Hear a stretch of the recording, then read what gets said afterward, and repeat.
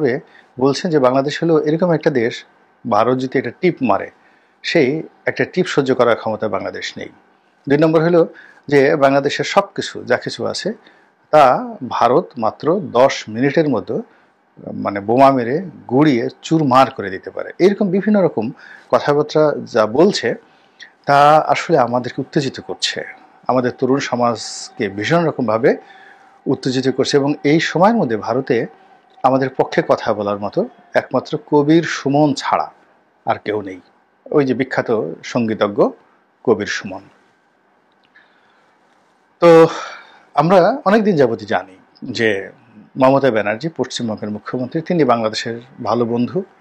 শেখ হাসিনার ভালো বন্ধু হওয়া সত্ত্বেও তিনি ছাত্র আন্দোলনের সময় জুলাই মাসের দিকে তিনি এই আন্দোলনকারীদের পক্ষে কথা বলেছেন এবং একথাও বলেছেন যে আন্দোলনকারীরা যদি ভারতে আসতে চায়, পশ্চিমবঙ্গে যেতে চায়, তাহলে তিনি তাদেরকে আশ্রয় দেবেন। এই ধরনের বন্ধুত্বপূর্ণ একটা মনোভাব তার ছিল। কিন্তু তিনিও সম্প্রতি সর্বভারতীয় রাজনীতির যে মেরুকরণ, সেই মেরুকরণের মধ্যে পড়ে বাংলাদেশের বিরুদ্ধে হঠাৎ করে এমন একটা কথা বললেন যে বাংলাদেশে শান্তিরক্ষী বাহিনী, জাতিসংঘের শান্তিরক্ষী বাহিনী মোতায়েন করা উচিত।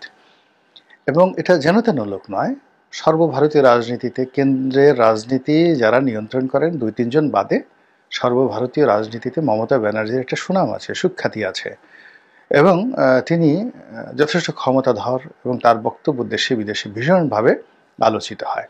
তো তিনি যেই মুহূর্তে বললেন পশ্চিমবঙ্গের বিধানসভাতে যে বাংলাদেশে শান্তিরক্ষী বাহিনী জাতিসংঘের মোতায়েন করা উচিত সংখ্যালঘুদের রক্ষা করার জন্য, এবং এই কথাটা মোদী সরকার সঙ্গে সঙ্গে কি করলো, ভারতের যে কেন্দ্রীয় পার্লামেন্ট যেটা লোকসভা, সেই লোকসভা এবং লোকসভার যেটা ঊর্ধ্বতন, যেটা একটা হলো ওদের যে লোকসভা আর একটা হলো ওদের যে আপার হাউস যেটাকে বলা হয়, তো সে রাজ্যসভা, সেখানেও এই বিষয়টি নিয়ে আলোচনা হলো এবং সংসদ সদস্য যারা আছেন দুই জায়গাতেই তারা ভীষণ রকম এইগুলো নিয়ে আলোচনা শুরু করলেন এবং এখনও সেই আলোচনা করছে।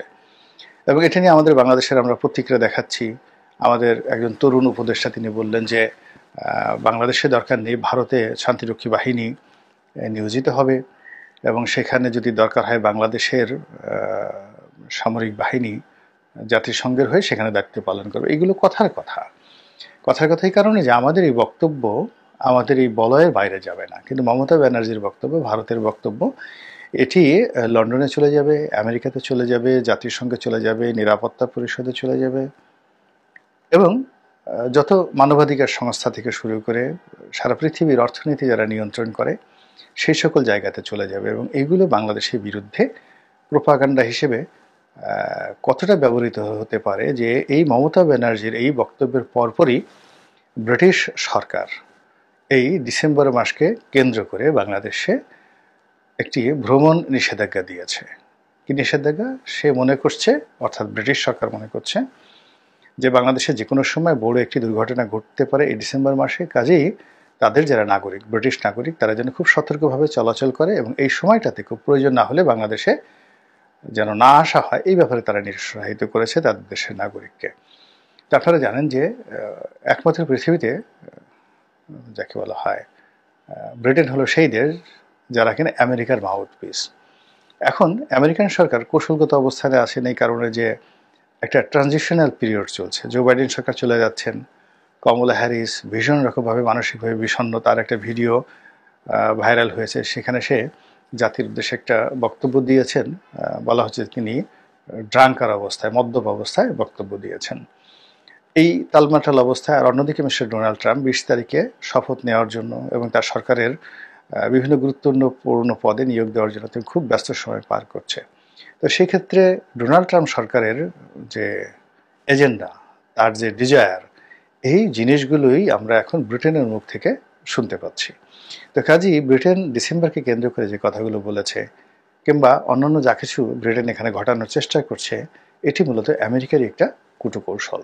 তো কাজেই এই যে মমতা ব্যানার্জির এই বক্তব্যে আমরা কিন্তু সত্যিকার অর্থে ক্ষতিগ্রস্ত হয়েছি, আর ব্যক্তি মমতা ব্যানার্জির সঙ্গে সম্পর্কের কারণে আমরা অনেকে আহত হয়েছি। এখন যারা রাষ্ট্র পরিচালনায় আছেন, বিশেষ করে পররাষ্ট্র মন্ত্রণালয়ে যারা আছেন, তারা এই বিষয়টি কিভাবে মোকাবেলা করবেন আমি বুঝতে পারছি না। এর কারণ হলো এই ঘটনার পর যারা বক্তব্য দিচ্ছেন, পররাষ্ট্র উপদেষ্টা দিচ্ছেন, আমার কাছে মনে হচ্ছে তার বক্তব্যে কোনো আকর্ষণ নেই, বরং তাকে দেখলে মনে হয় অসহায়। তিনি প্রচণ্ড রকম অসহায়, মুখ শুকিয়ে গেছেন, তার ওজন কমে গেছে, এবং তাকে মনে হয় পিছনে কেউ হয়তো বন্দুক ধরে রেখেছে, এবং তিনি যে কথাবার্তা বলছেন সেটা স্বতঃস্ফূর্তভাবে নয়, তার হুমকি ধামকিভাবে আসছেন। আল্লাহ আমাদের সবাইকে হেদায়েত দান করুন এবং হেফাজত করুন। আসসালামু আলাইকুম রহমতুল্লাহি ওয়া বারাকাতুহু।